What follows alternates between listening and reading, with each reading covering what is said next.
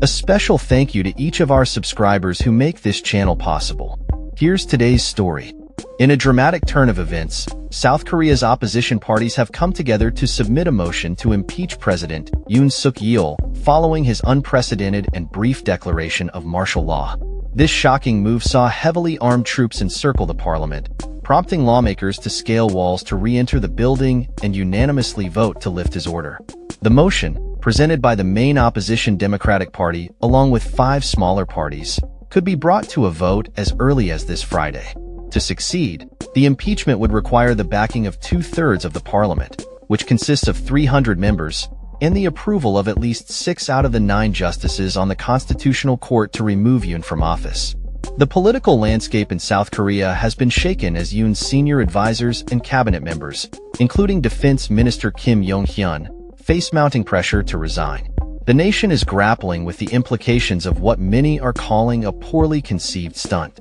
In a speech announcing the martial law on Tuesday night, Yoon claimed it was necessary to eliminate anti-state forces and criticized Parliament's efforts to impeach key government officials and senior prosecutors. However, the martial law only lasted approximately 6 hours, as the National Assembly quickly moved to overrule Yoon's declaration, formally lifting it around 4:30 a.m. during a cabinet meeting. The Democratic Party, which holds a majority in the National Assembly, has demanded Yoon's immediate resignation, threatening to proceed with impeachment if he does not comply. They argue that Yoon's martial law declaration was a blatant violation of the Constitution, lacking the necessary legal requirements. The party stated, his martial law declaration was originally invalid and a grave violation of the Constitution. It was a grave act of rebellion and provides perfect grounds for his impeachment. To successfully impeach Yoon, 200 votes are needed from the National Assembly's 300 members. Currently, the Democratic Party and its allied smaller parties hold 192 seats. Notably, the rejection of Yoon's martial law was unanimous, with a 190-0 vote that included support from 18 lawmakers of Yoon's ruling People Power Party. Han Dong-hun, the leader of the People Power Party, criticized the martial law declaration as unconstitutional, while Seoul Mayor Oh Se-hoon described it as contrary to the fundamental spirit of democracy. Oh emphasized the need for a thorough investigation to hold accountable those responsible for undermining democracy. If Yoon is impeached, he would be stripped of his presidential powers until the Constitutional Court makes a ruling, with Prime Minister Han Duck-soo poised to assume his responsibilities in the interim. As calls for Yoon's cabinet to resign intensified, Han urged cabinet members to remain in their posts and fulfill their duties during this tumultuous period.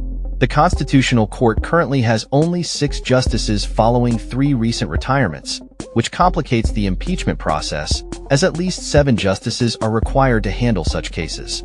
Lawmakers are now racing against time to appoint new justices to ensure the impeachment can proceed.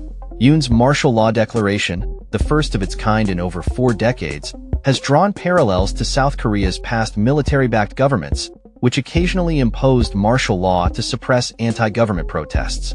The sight of troops in full battle gear attempting to control crowds outside the National Assembly has evoked memories of a darker time in South Korea's history. Military helicopters were deployed, and troops were seen trying to prevent protesters from approaching the parliament. In a dramatic moment, opposition leader Lee Jae-myung live-streamed himself climbing over a wall to join fellow lawmakers in voting against the martial law declaration.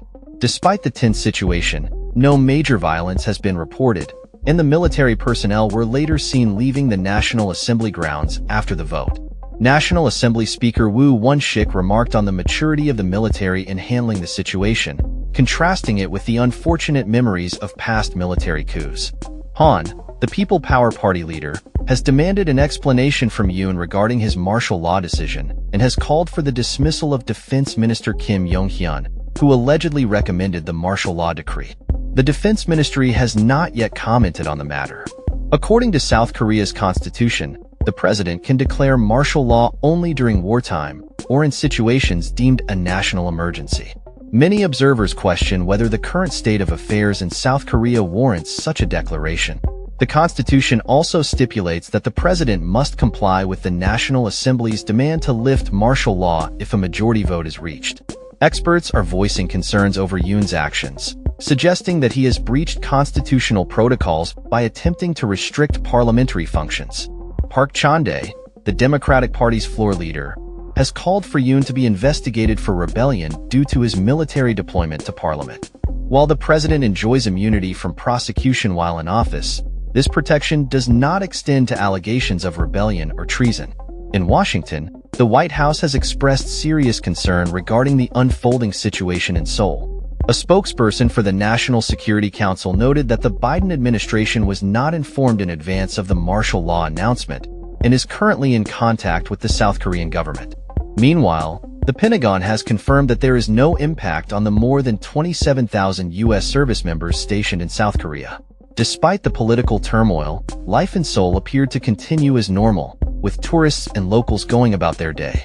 One tourist, Stephen Rowan from Brisbane, Australia, expressed a lack of concern about the situation, stating, "I hear they are now calling for the current president's resignation. So, apparently there's going to be a lot of demonstrations. I would have been concerned if martial law had stayed enforced." The political standoff between Yoon's government and the Democratic Party has been exacerbated by disputes over next year's budget bill and a Democratic Party-led effort to impeach 3 top prosecutors. Natalia Slavny, a research analyst focusing on Korean affairs, characterized Yoon's martial law declaration as a significant regression for democracy, pointing to a troubling trend of abuse since he took office in 2022. South Korea has a rich history of political pluralism and is familiar with mass protests and swift impeachments, as seen in the case of former President Park Geun-hye, who was removed from office and imprisoned for corruption in 2017. The current political climate raises questions about the future of democracy in South Korea and the potential consequences for President Yoon's administration. That's all for this story. We upload videos every day covering many different subjects, so hit that subscribe button to stay informed. Thanks for watching.